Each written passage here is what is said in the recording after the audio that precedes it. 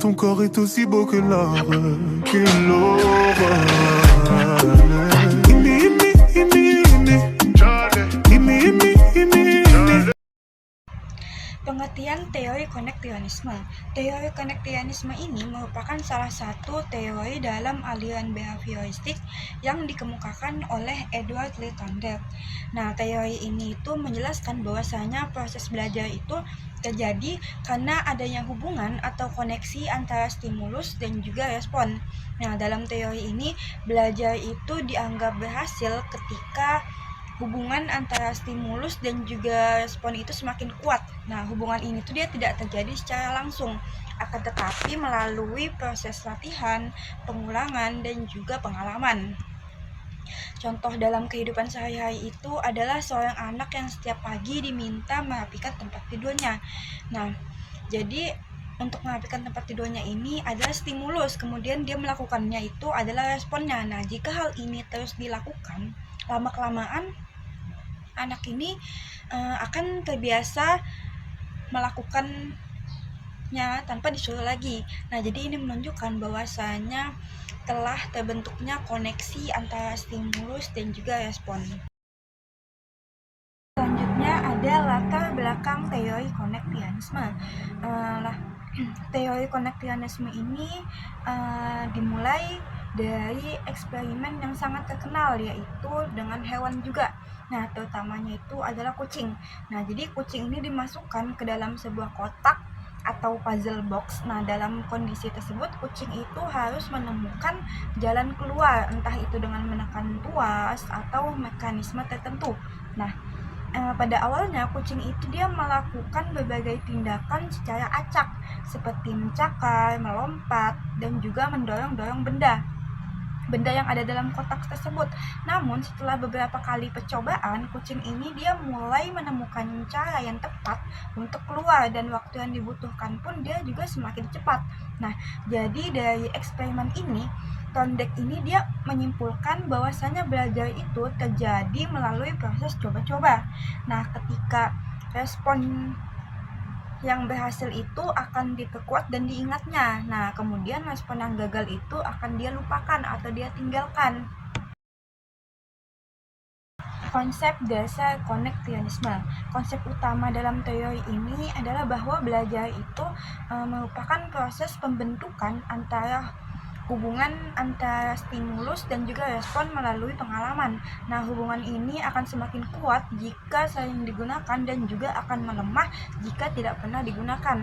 Teori ini juga menekankan bahwa belajar itu bersifat bertahap. Jadi setiap individu itu tidak langsung berhasil, akan tetapi mereka melalui berbagai tahapan atau proses latihan dan pengalaman yang berulang. Selain itu juga pengalaman ini memiliki peran penting dalam membentuk perilaku. Setiap pengalaman yang didapat itu akan memperkuat atau bahkan justru melemahkan hubungan stimulus dan juga respon ketika pengalaman tersebut tidak ada pengulangan atau tidak sering dilakukan. Contohnya itu adalah ada siswa yang belajar bahasa Inggris.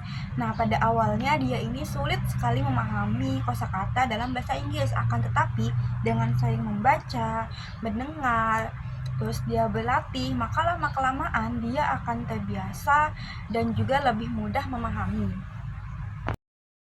Selanjutnya dalam teori konektivisme ini ada namanya hukum-hukum belajar. Yang pertama itu ada hukum kesiapan. Hukum kesiapan ini menjelaskan bahwasannya keberhasilan belajar itu sangat dipengaruhi oleh kesiapan individu.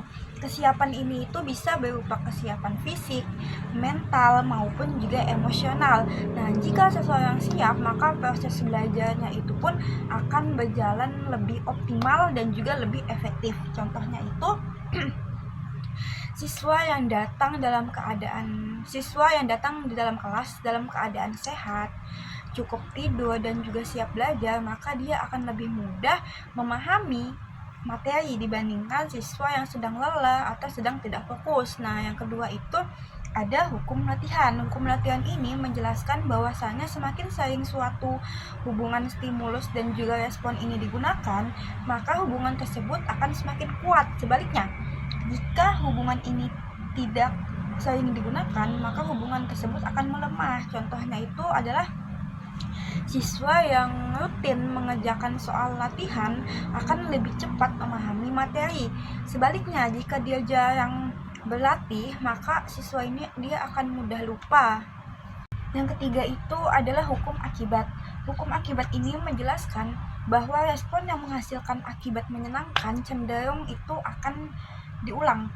Sebaliknya, respon yang menghasilkan akibat tidak menyenangkan, maka itu akan dihindari. Contohnya itu adalah anak mendapatkan pujian karena dia rajin belajar. Nah, akibatnya dia itu akan merasa senang dan termotivasi untuk mengulang perilaku tersebut. Sebaliknya, jika dia sering dimarahi, anak bisa menjadi takut dan juga tidak mau belajar lagi.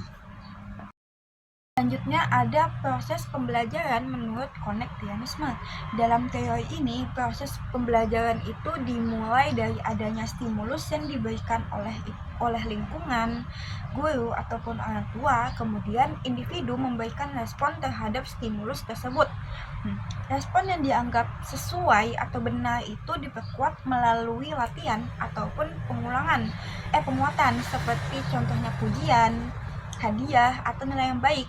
Nah, sedangkan respon yang salah itu tidak diperkuat dan cenderung ditinggalkan. Nah, jadi di sini itu ketika individu itu berhasil, maka akan diberikan reward. Jadi peran guru itu sangat penting dalam menentukan keberhasilan belajar. Guru itu harus mampu memberikan stimulus yang tepat sesuai dengan individu, memberikan latihan yang cukup, dan juga memberikan penguatan yang sesuai. Contohnya itu dalam proses belajar di kelas, guru itu memberikan pertanyaan kepada siswa. Siswa mencoba menjawab, kemudian guru memberikan umpan balik.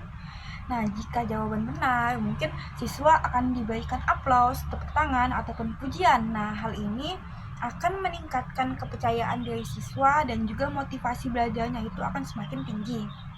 Nah, kalau dalam kehidupan sehari-hari, orang tua nih, contohnya itu adalah orang tua mengajarkan anak untuk mencuci tangan sebelum makan. Awalnya, anak ini mungkin dia lupa, tetapi karena terus diingatkan, karena adanya pengulangan diingatkan itu, dan ketika dia berhasil melakukannya akan diberi pujian, maka anak ini akan terbiasa melakukannya sendiri. Selanjutnya ada penerapan dalam pembelajaran.